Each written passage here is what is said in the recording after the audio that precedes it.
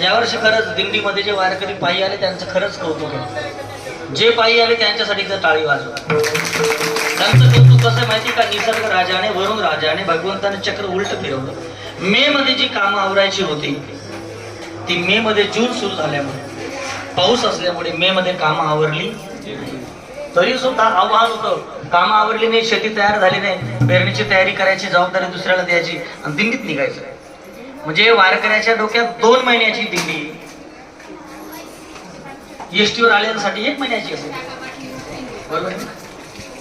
हा फरक पडणारच आहे ना. बरोबर आहे का? मी खोटं सांगतो? जे दिंडीत आले त्यांच्या डोक्यात किती महिना होती दिंडी? पंढरपूर किती दिवस होता? 2 वारी 2 महिने. आणि जे एसटीने आले त्यांच्यासाठी 1 महिना जायचंय. जाणे 6 तारीखने वारीचे आपली 2 दिन नाही, 1 दिन नाही. आमच्या अण्णांचे फोन चालू, कधी जायचंय कधी जायचं. आपलंही नियोजन चालू, आपलं नियोजन 1 महिन्याचं, पण आम्ही 2 महिन्यापासून, मी तर जवळजवळ माझी तब्येत बिघडेपर्यंत तयारी चालू होती. टेन्शन, कामं कशी होती, पुढे कसं, सगळं देव करत असतो.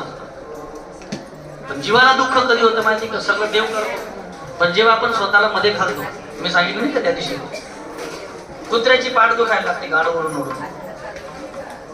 गाडीच्या खाली, गाडीच्या खाली काय चालतं? कुत्र चालतं, त्याची पाठ दुखायला लागते. का बरं?